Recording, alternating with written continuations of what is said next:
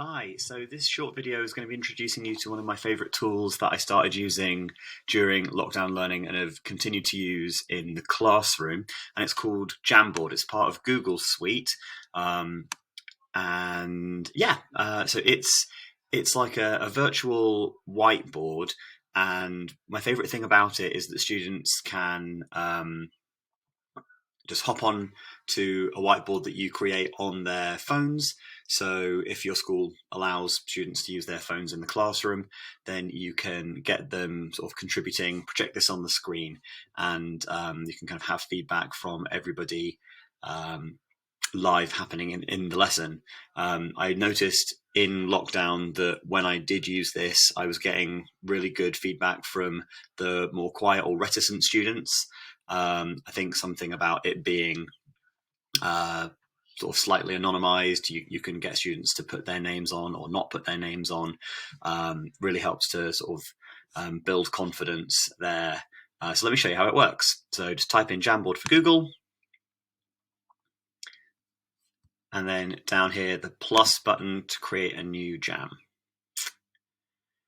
You start out with one screen like this, but you can generate as many as you want. So if over the course of a lesson you run out of space, or if you want to look at different sources, different questions, you can have these ready-made before the lesson, save them in your Google Drive, and then just open up a new copy for each class.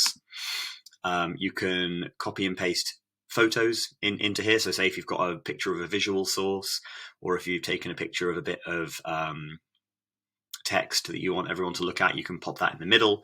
For now, I'll just do a question though. So you click over here to make a new sticky note, the lesson question. Drag it into the middle so everyone can see it, and I'm going to make it bigger there so that everyone can see it's differentiated from what other people are going to be putting in. So as soon as you invite your students to this jam, you can share a link with them via your sort of virtual classroom of choice. We use Google Classroom at my school. They can see a very, very similar thing to this, and they can click over here and they can say this. So my idea is, let's pop in a different color, because aren't colors fun? Your third student says, my idea is this though. And so very, very quickly, you can find that you'll have this whole screen just populated with stuff, with thoughts from your students. Now, one of the things that I really like is that you as the teacher can get them to pop their phones down, and then you can take control of the whole thing. So say if we've got some ideas that we want to cluster, we can move them over here. Or if this point is more about sharing an example, a piece of evidence, then you can say, right, we're going to put all of our evidence in green. So you can go in and change the colors of them. So the students have put these, and you as the teacher can manipulate them. And say then another student says, I think this. This is more of like an analytical idea. Then maybe say, right, so all of our analyses are going to go in pink. And maybe this analysis builds off of this example, so we're going to pop them together. I think one of the real strengths of this model is, of this tool, is how you can edit and move around and switch around and change around things. So the students are generating all of the ideas, and then you can model sort of a process of refinement. If there's any misconceptions, you can just pop in and just sort of say that, oh no, we're actually going to change that word because that makes it better. And it really helps you in modeling the thought process to the entire class, because they can see this all projected on the screen at the front of the room, or they can actually just watch it on the screens in their phones. So here's a couple of ones that I have put together with live classes. So this is when we used it for passage practice. Here's 20 odd lines of the Aeneid. And instead of getting students to annotate in their copy or to sort of make notes and talk with their neighbour before feeding back, as they came up with ideas, I just got them to pop them onto the Jamboard.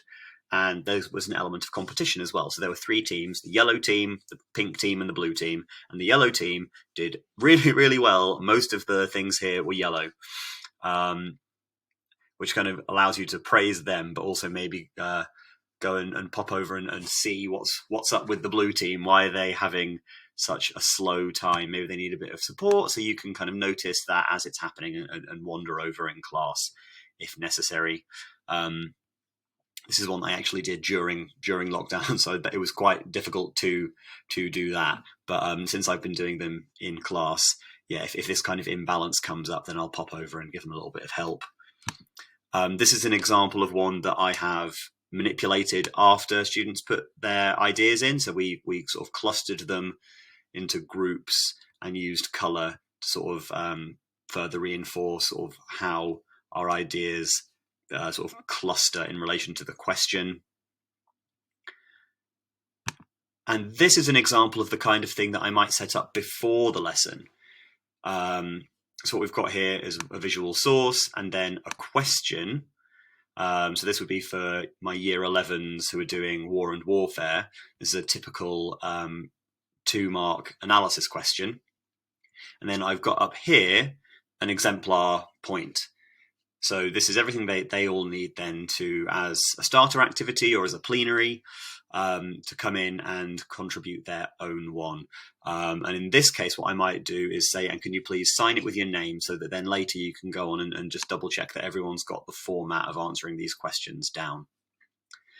The final thing about Jamboard that I really like is you can save them. So you can download it as a PDF and then share it with students.